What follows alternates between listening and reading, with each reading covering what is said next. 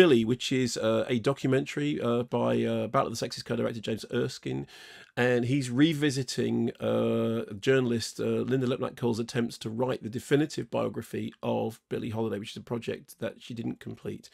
There are around 200 hours of taped interviews that have never been aired before. They've been referred to by other biographers, but they've never been heard before. So we hear from those closest to Billie Holiday, people who work with her, people who knew her personally. I mean, it is an extraordinary array of interviewees, and you get this kind of intimate portrait of her life that goes right from her childhood through everything that happened to her, her relationships, often abusive relationships with men, her breakthrough in music, how her musical career changed the world, all done within the context of the kind of battles for racial and gender equality that was such an important part of her life and her work. Here is a clip.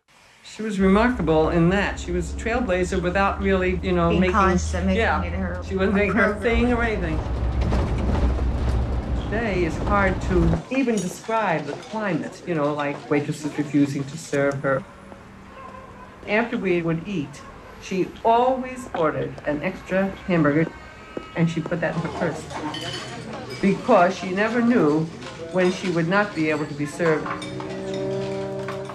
So, I mean, the stories are, they're great. It's a really kind of complete portrait. It's all illustrated with stills and restored archive. A lot of the archive also has been colorized, although I have to say fairly sensitively colorized.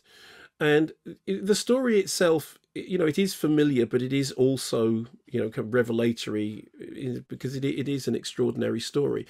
What I think doesn't work quite as well is the attempt to intertwine Billie Holiday's story with the story of her biographer, who similarly met a very tragic and premature end. And the documentary kind of finds parallels and juxtapositions between the two stories. But for me, in the end, that stuff was less satisfying than what you were getting, which was a very thorough portrait, kind of montage portrait of Billie Holiday. I mean, I think if you're interested at all in Billie Holiday, there will be some stuff in this that you didn't know, that you hadn't heard before. But it's put together, with a great deal of care and attention, and the footage that you see. The restoration stuff is very good. I mean, I know some people have raised eyebrows about the fact that they've taken black and white footage and artificially added colour to it. That didn't trouble me, to be honest with you.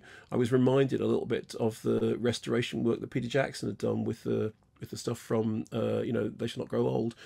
But it's an interesting film. It's called Billie. As I said, the stuff that doesn't work for me is the attempt to intertwine that story with the story of the journalist. But as a portrait of Billie Holiday, it is very, very thorough, and it is emotionally engaging, and there is so much great music in it. It's very hard to resist on that level.